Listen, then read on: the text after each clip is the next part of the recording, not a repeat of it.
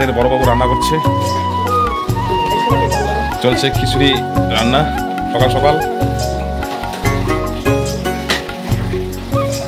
সত্যি খুব একটা বড় কাজের ছেলে, অনেক কিছু লোকের কাছ থেকে শেখার আছে, কিভাবে মেনটেন করা যায়।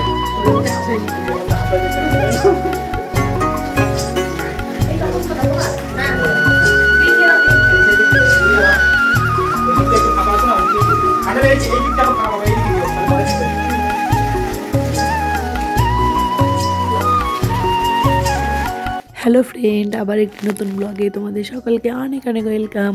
তো এর আগে তোমরা দেখেছিলে ভিডিওটা, তো তারপরের পার্ট এটা চলে এসেছে কলকাতার, কোথায় আমরা ঘুরতে যাচ্ছি সকলে মিলে। তার আগে তোমরা দেখলে তোমাদের দাদা ভাইয়ের ভয়েস।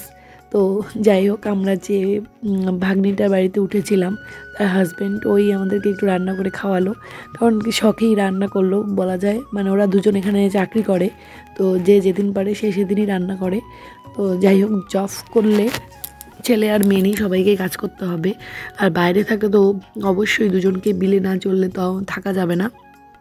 তো যাই হোক, তো আমরা বেরিয়ে পড়েছি। কোথায় যাব বলো তো? আমরা যাচ্ছি আলিপুর চিড়িয়াখানায়, কলকাতায় যে চিড়িয়াখানা আছে তো সেটাই। তো তোমাদের দাদাভাইয়ের ইচ্ছে ছিল যে কলকাতায় প্রথমে চিড়িয়াখানায় যাওয়ার, তো আমারও ইচ্ছে ছিল যে আমিও কখনো তো যাইনি আগে। তো সেই জন্য আমরা সকাল সকাল রেডি হয়ে গেলাম। আর দিনটি ছিল 25 ডিসেম্বর, মানে সেদিন ছিল কি বলো, বড়দিন। তো সেই অনুপাতে এত ভিড়, রাস্তাঘাট, গাড়ি ঘোড়া সব জায়গায়। আর এই যে জায়গাটা দেখছো, এখানে সব থেকে বড় যে চার্চ সেটা সামনে দিয়ে আমরা পার হচ্ছিলাম। আর প্রচণ্ড ভিড়, তোমাদের কি বলবো। তো তারপর যাই হোক, তোমাদের সাথে বকবক করতে করতে চলে এলাম চিড়িয়াখানার ভেতরে।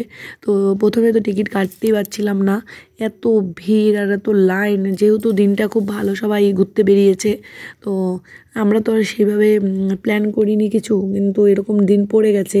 তো এত ভিড়, মানে কি বলবো, দেখো তোমরা একবার চারপাশটা। তো কি পশু পাখি দেখছি সবটাই তোমাদের সাথে অল্প অল্প করে শেয়ার করব। তো তোমরা ভিডিওটা স্কিপ করবে না, পুরোটাই দেখতে পাবে। আর কি প্রাণীগুলো দেখলাম অবশ্যই তোমাদেরকেও দেখাচ্ছি, তো তোমরা দেখতে থাকো।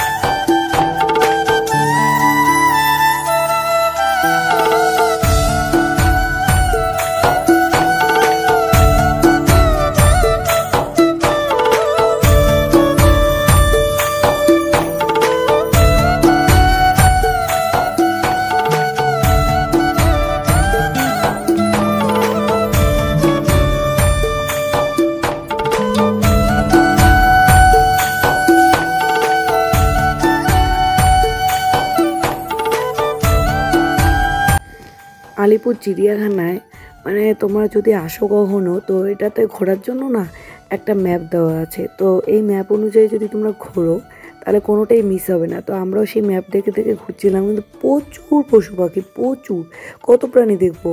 মানে যতটা পেরেছিলাম, যেগুলোকে দেখার খুব ইচ্ছে ছিল তো সেগুলোকে দেখছিলাম। আর এই যে রয়্যাল বেঙ্গল টাইগার, এ তো মানে খুব মানে হাসাচ্ছিল লোককে।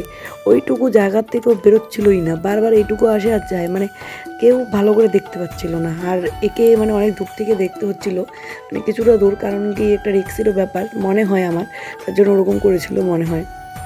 আর এই ঘরটাতে রয়েছে আমাদের আউল। তো আউলকে দেখার জন্য দিলাম লাইন, আর কি অবস্থা, লাইন দিয়ে ভিতরে ঢুকে দেখি কিছুই দেখা যাচ্ছে না। তোমরা দেখতে পাবে, দেখো কি অন্ধকার, এই দেখো একবার।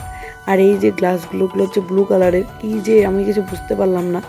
আর এতটা গরম, ওরকে মানে ঠেলাঠেলি হাবি যাবি, মনে হয় ফোনটাই পড়ে যাবে এমন অবস্থা। তো তারপর যাই হোক কোনো মতো দেখে টেকে বের হলাম। আর এগুলো হচ্ছে কি, আমি তো নামটা ভুলে গেছি, এটাকে জানি কি বলে, তো এটা মনে নেই। তোমরা যারা জানো অবশ্যই নামটা কমেন্টে জানাবে। তো আরও কি কি দেখছি দেখতে থাকো।